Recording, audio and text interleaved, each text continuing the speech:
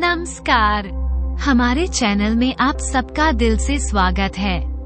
दोस्तों, आज की कहानी भगत धन्ना जाट की सच्ची कहानी की है। दोस्तों, ये कहानी बड़ी शिक्षाप्रद है। मुझे पूरा विश्वास है कि आपको ये कहानी बहुत पसंद आएगी। भगत के बस में है भगवान। दोस्तों, धन्ना जी का जन्म एक सामान्य किसान परिवार में हुआ था। इनके पिताजी मुख्य रूप से खेती करते थे और गायों का पालन किया करते थे। एक दिन धन्ना जी के परिवार के कुलगुरु, जिनका नाम था पंडित त्रिलोचन, वे तीर्थ यात्रा करके लौटे थे और कुछ दिनों के लिए धन्ना जी के घर पर रुक गए। पंडित जी त्रिलोचन शालिग्राम भगवान की सेवा किया करते थे। वे बड़े भाव से भगवान शालिग्राम की शिला की सेवा करते, उनको पुष्प चढ़ाते, उन्हें भोग लगाते और भगवान को भोग लगाने के बाद ही वे पंडित जी हमेशा भोजन ग्रहण करते थे। बालक धन्ना पंडित जी को ये सब करते हुए देखता था। उसे भगवान की सेवा बड़ी अच्छी लगती थी। जब पंडित जी भगवान की सेवा करते तो धन्ना को बड़ा ही सुकून मिलने लगता। कुछ दिनों के बाद जब पंडित जी जाने लगे, तब बालक धन्ना पंडित जी से शालिग्राम भगवान के लिए जिद करने लगा। कहने लगे कि मुझे ठाकुर जी चाहिए, मुझे ठाकुर जी चाहिए। परंतु पंडित जी अपने ठाकुर जी छोटे से बालक को कैसे दे सकते थे। धन्ना जी को उनके माता पिता ने बहुत समझाया, परंतु धन्ना जी नहीं माने। अंत में लोगों ने पंडित जी से कहा कि अरे, ये तो बालक है, इसे शालिग्राम जैसा कुछ और दे करके बहला फुसला दो। अगले दिन पंडित जी नदी में स्नान करने गए। वहाँ से वे एक गोल मटोल, थोड़ा बड़ा सा काले रंग का पत्थर ले करके आए। तब वो धन्ना जी के पास आकर बोले, मैं तुम्हें अपने ठाकुर जी को दे दूंगा, लेकिन मेरे पास दो ठाकुर जी हैं, बड़े ठाकुर जी और छोटे ठाकुर जी। तुम्हें कौन से ठाकुर जी चाहिए? धन्ना जी ने झट से जवाब दिया, मुझे तो बड़े ठाकुर जी चाहिए। पंडित जी भी यही चाहते थे। तब पंडित जी ने धन्ना जी को वो बड़ा काला पत्थर जो बड़े ठाकुर जी बता करके दे दिया। अब ठाकुर जी को पाकर धन्ना जी बहुत प्रसन्न हो गए, बड़े खुश हो गए। वे बड़े भाव से उनकी सेवा करने लगे। जब धन्ना जी गाय चराने खेतों की तरफ जाते तो ठाकुर जी को अपने साथ ले जाते। धन्ना जी की माँ ने उनको बाजरे की रोटी, साग, अचार और गुड़ खाने के लिए दिया। अब धन्ना जी ने भी निश्चय किया कि वह भी पंडित जी की तरह ही ठाकुर जी को जब तक भोग नहीं लगाएंगे और जब तक ठाकुर जी को खिला नहीं लेंगे, तब तक वो खुद भी भोजन नहीं करेंगे। धन्ना जी जब खेत में पहुँचे तो प्रेम से ठाकुर जी को पुकार करके कहने लगे कि ठाकुर जी, जब तक आप भोग नहीं लगाएंगे तब तक मैं भोग नहीं लगाऊंगा। धन्ना जी ने निश्चय किया कि जब तक ठाकुर जी प्रकट होकर भोग नहीं लगाते, वे भी भोजन का एक टुकड़ा ग्रहण नहीं करेंगे। जब ठाकुर जी ने भोग नहीं लगाया तो धन्ना जी ने शाम को वह रोटी गाय को खिला दिया। 3 दिन तक ऐसा ही चलता रहा। न ठाकुर जी भोग लगाते और न धन्ना जी भोजन करते। चौथे दिन की बात है। धन्ना जी की माता फिर से रोटी लेकर आई। अब धन्ना जी के खेतों में जोर जोर से धन्ना जी जाकर के रोने लगे और ठाकुर जी से गुहार लगाने लगे। वह बोले, आप तो बड़े ठाकुर जी हैं, आपको तो लोग रोज 56 प्रकार का भोजन खिलाते होंगे, परंतु मैं तो बालक हूँ, 3 दिन से भूखा हूँ और परेशान हूँ। आपको मुझ पर दया भी नहीं आती क्या? मुझ पर दया करके ही थोड़ा भोग लगा लो, जिससे मैं भी कुछ खा सकता। क्योंकि पंडित जी ने कहा था कि आपको खिलाए बिना मैं कुछ नहीं खा सकता।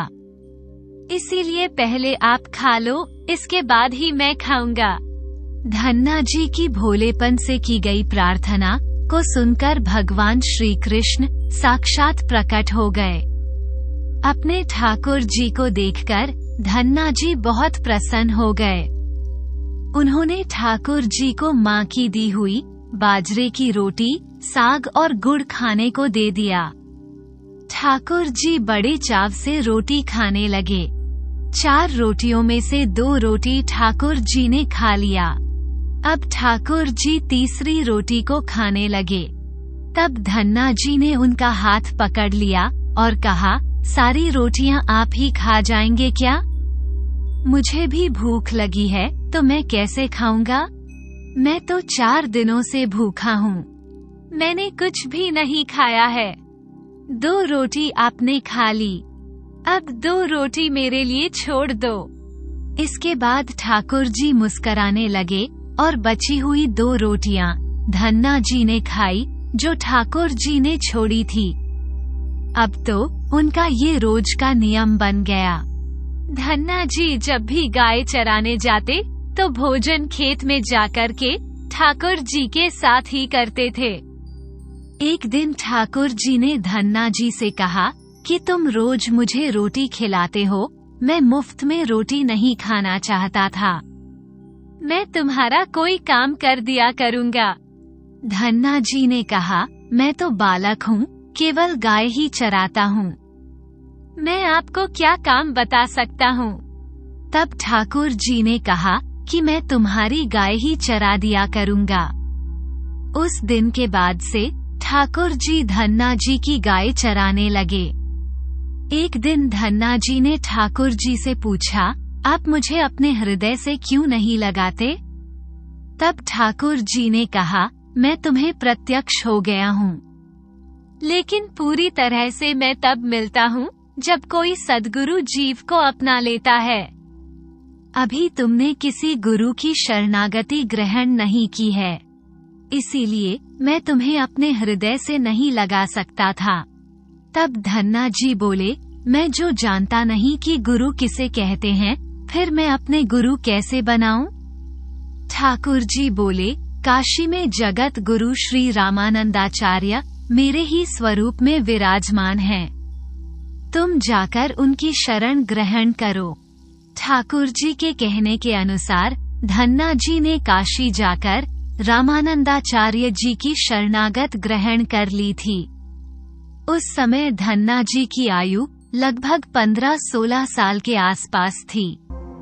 श्रीमान श्री रामानंदाचार्य जी ने धन्ना जी को अपने शिष्य के रूप में स्वीकार कर लिया और उन्हें आदेश दिया कि अब तुम अपने घर चले जाओ। धन्ना जी बोले, गुरुजी, अब मैं घर नहीं जाना चाहता। आप मुझे घर जाने का आदेश क्यों दे रहे हैं?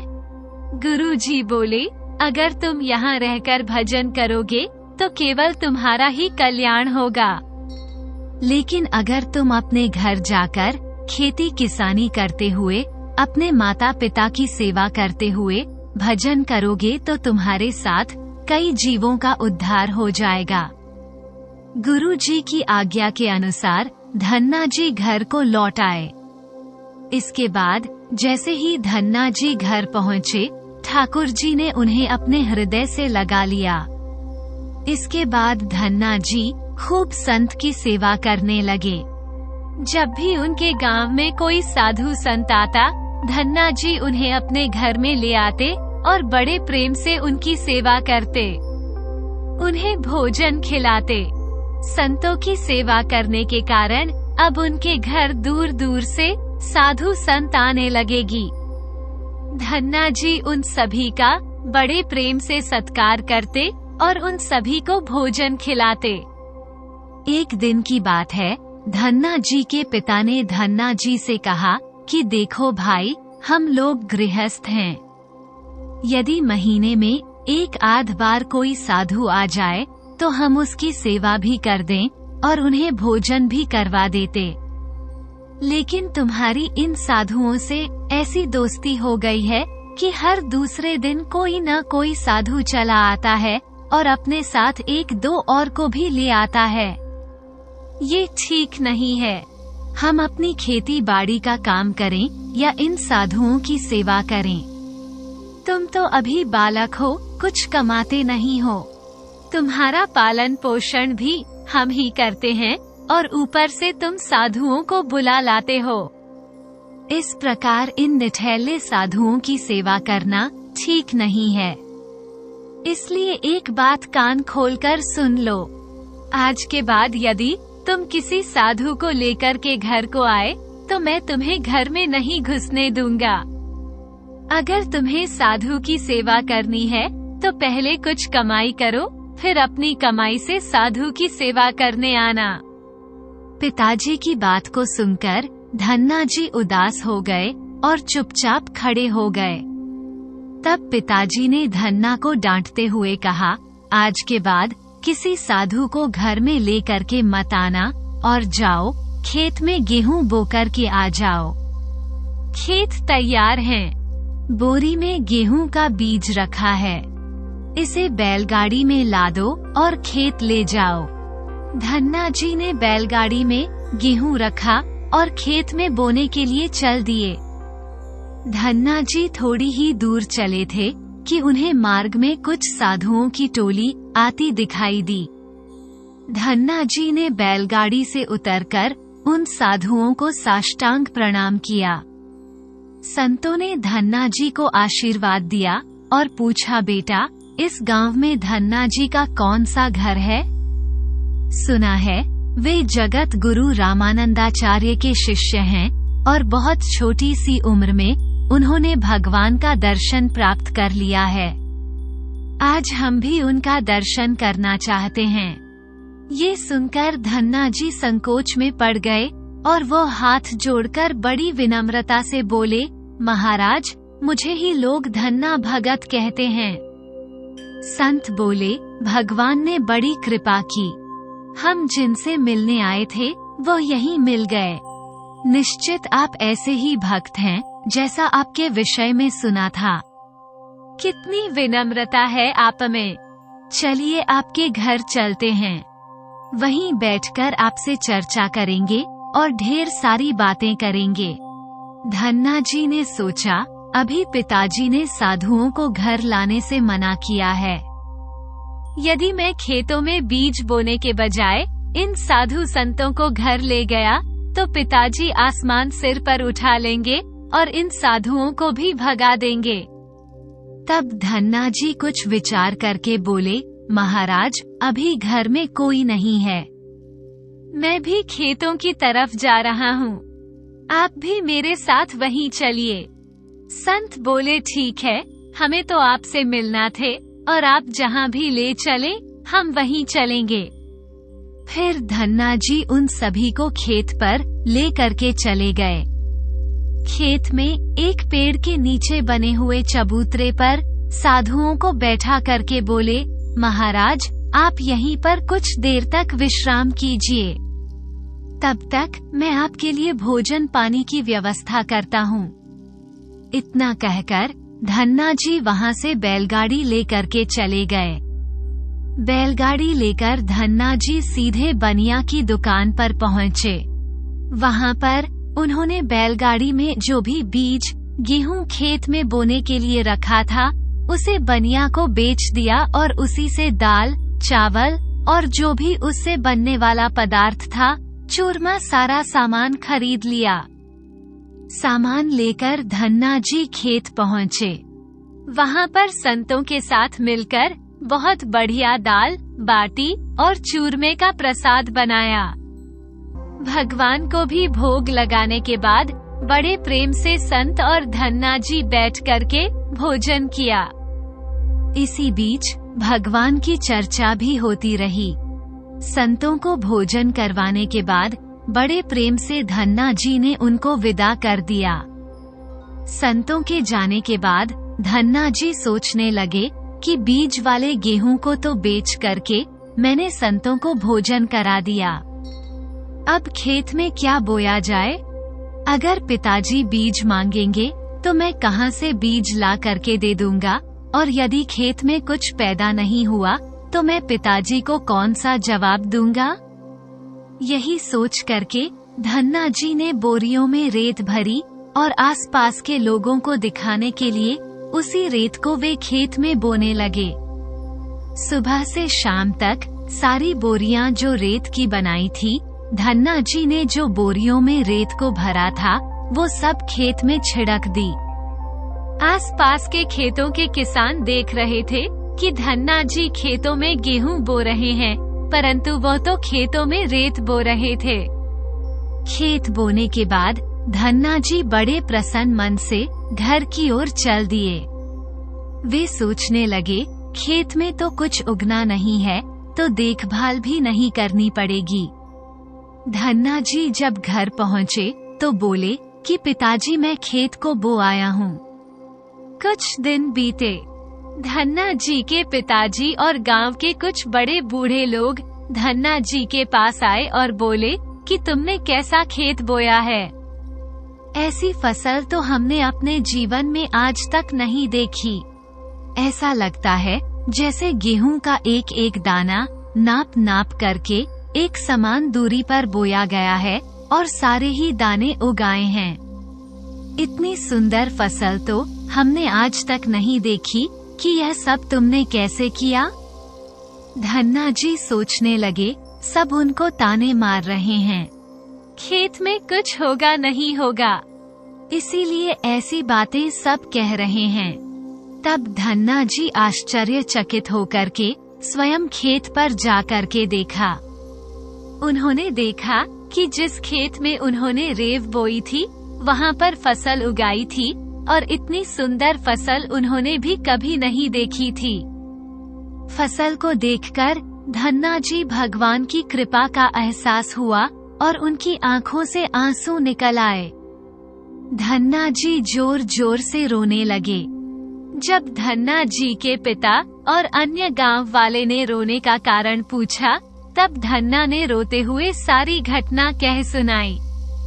धन्ना जी बोले, पिताजी, जब आपने संतों को घर लाने के लिए मना किया था और खेत बोने के लिए गेहूं दिया था, उसी दिन मुझे मार्ग में कुछ संत मिले। मैं उन संतों को अपने घर में नहीं लाया और खेत पर ठहरा करके जो भी बीज मैंने बोने के लिए गेहूं लिया था वो सब बनिए की दुकान पर बेच करके मैंने संतों को भोजन करवा दिया। इसके बाद मैंने लोगों को दिखाने के लिए खेत में रेत को बो दिया। फिर यह फसल कैसे उगाई मुझे नहीं मालूम, ये कैसे हो गया। धन्ना जी की बात सुनकर उनके पिताजी की आंखों में आंसू आ गए और वे बोले, मेरा धन्य भाग जो मेरे घर में ऐसे पुत्र ने जन्म लिया। आज के बाद हम तुमको रोकेंगे नहीं। खूब साधु को बुलाओ, संतों की सेवा करो, हम तुम्हें कभी मना नहीं करेंगे। आज से मैं भगवान की भक्ति किया करूँगा और तुम्हारे साथ संतों की सेवा करूँगा। इसके बाद धन्ना जी और उनके परिवार वाले खूब संतों की सेवा करने लगे। कुछ समय बाद धन्ना जी की उगाई हुई फसल को काटने का समय आ गया। उस समय से उतने ही आकार की खेती से 50 गुना ज्यादा गेहूं निकला। ये गेहूं इतना ज्यादा था कि उसे रखने तक की जगह नहीं बची थी। गांव से सभी लोग धन्ना जी की फसल देखकर के आश्चर्यचकित हो गए और सभी आश्चर्य करने लगे थे। अब धन्ना जी और उनका परिवार अपनी क्षमता के अनुसार खूब संत की सेवा और भगवान की भक्ति करने लगे। उनके घर हमेशा साधु संतों का तांता लगा रहता। साधु संतों की बड़ी बड़ी जमातें आती। धन्ना जी बड़े प्रेम से उन सभी का आदर सत्कार करते। अब धन्ना जी जब भी खेतों में फसल बोते, हर बार ऐसे ही फसल होने लगी। अब धन्ना जी अपने गांव के बड़े किसान बन गए। गांव के सभी लोग धन्ना जी को चमत्कारी संत मानने लगे और उनके खेतों की मिट्टी को भी चमत्कारी मानने लगे। अब जिन लोगों के खेतों में पर्याप्त फसल नहीं होती, वे लोग धन्ना जी के खेतों की मिट्टी को ले जाकर अपने खेतों में छिड़क लेते, जिससे उनकी फसल भी अच्छी होने लगी। चारों तरफ धन्ना जी की जय जयकार होने लगी। एक बार भगवान ने धन्ना जी की परीक्षा लेना चाहा। धन्ना जी गांव में अकाल पड़ गया। धन्ना जी बड़े किसान थे। उनके पास बहुत खेती थी और अन्न के भंडार भरे थे। अकाल के कारण उनके गांव और आसपास के क्षेत्रों के ब्राह्मण, संत, गरीब और जरूरतमंद लोग धन्ना जी के पास मदद की उम्मीद से आने लगे। धन्ना जी भी उन्हें दोनों हाथों से भंडार लुटाने लगे। कभी कोई जरूरतमंद उनके घर से खाली हाथ नहीं लौटा। धीरे धीरे धन्ना जी का अन्न भंडार समाप्त होने लगा, परंतु धन्ना जी ने निश्चय किया कि जब तक उनका सामर्थ्य है, वे किसी भी जरूरतमंद को निराश नहीं करेंगे और सब कुछ बेचकर लोगों की मदद करेंगे। धन्ना जी की संत की सेवा से प्रसन्न होकर एक दिन उनके पास संत के वेश में स्वयं ठाकुर जी आ गए। संत ने उन्हें तुम्बा, कमंडल बना करके दिया और कुछ लौकी के बीज दिए और उनको कहा कि धन्ना जी इन बीजों को अपने खेत में बो दो और जब इनकी फसल पक जाए तो उनसे जो भी प्राप्त हो उसे लोगों की सेवा में खर्च कर देना। धन्ना जी ने ऐसा ही किया। संत की आज्ञा से उन्होंने तुम्बा के बीज खेतों में बो दिए। गांव के लोग कहने लगे, लगता है धन्ना जी पागल हो गए हैं।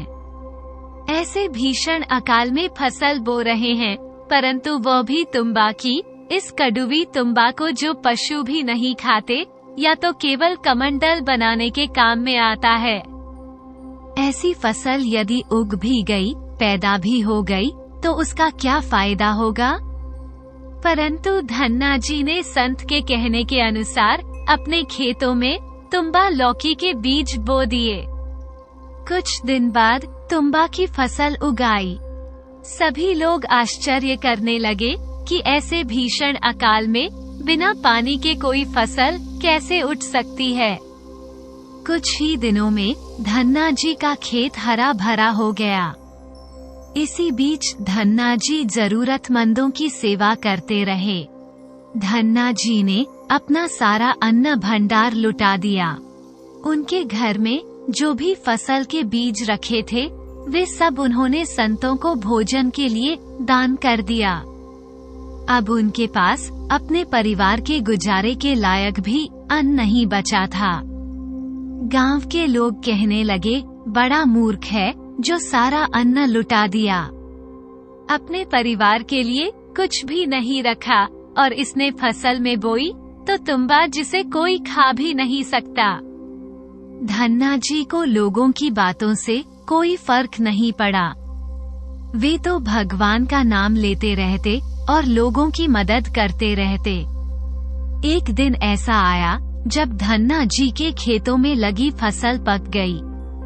उनके खेत में बड़े बड़े तुम्बा के फल दिख रहे थे। धन्ना जी ने सोचा, अब दान करने को तो कुछ भी है नहीं। अब इन तुम्बा से कमंडल बनाकर संतों को दिया करेंगे। धन्ना जी खेतों में लगे सभी तुम्बा के फल तोड़कर घर को ले आए। घर आकर जैसे ही उन्होंने एक तुम्बा को कमंडल बनाने के लिए काटा, उन्होंने देखा कि तुम्बा हीरे, मोती, जवाहरात और कीमती रत्नों से भरा हुआ था। तुम्बा को कीमती रत्नों से भरा हुआ देखकर आश्चर्यचकित रह गए। उनके पास तो तुम्बा की पूरी फसल थी। उन्होंने देखा सभी तुम्बा में ऐसे ही कीमती रत्न भरे हुए थे। अब उनके पास इतने कीमती रत्न और जवाहरात हो गए जिसे किसी राजा के पास शायद भी न हो।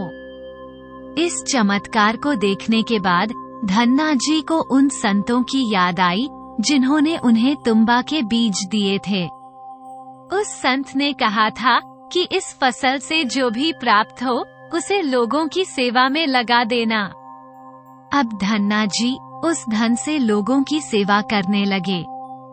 फिर वे दोनों हाथों से लोगों की मदद करने लगे। उस समय वह अकाल कई वर्षों तक चला। उस समय धन्ना जी ने अपने घर में और आसपास कई गांवों में लंगर शुरू करवा दिया। आसपास के सैकड़ों गांवों के लाखों लोग बरसों तक धन्ना जी के लंगर में तीनों समय का भोजन किया करते थे। धन्ना जी ने अपने जीवन में कई मंदिर, बावड़ियां, तालाब और धर्मशाला भी बनवाए थे और हर तरह से साधु, संत और जरूरतमंद लोगों की मदद करते थे। लोग धन्ना जी को धन्ना सेठ कहकर बुलाने लगे। धन्ना जी जैसा धनी आज तक कोई नहीं हुआ। वह धन और मन दोनों से धनी थे।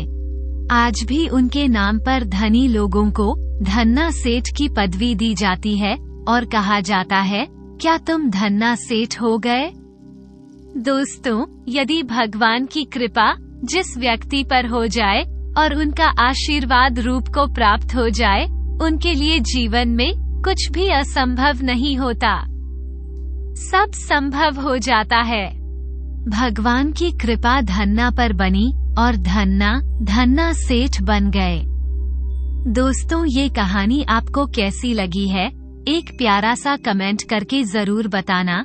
और कहानी यदि आपको अच्छी लगी है तो वीडियो को लाइक करके चैनल को सब्सक्राइब करने की भी कृपा कर देना। जय श्री कृष्णा। राधे राधे।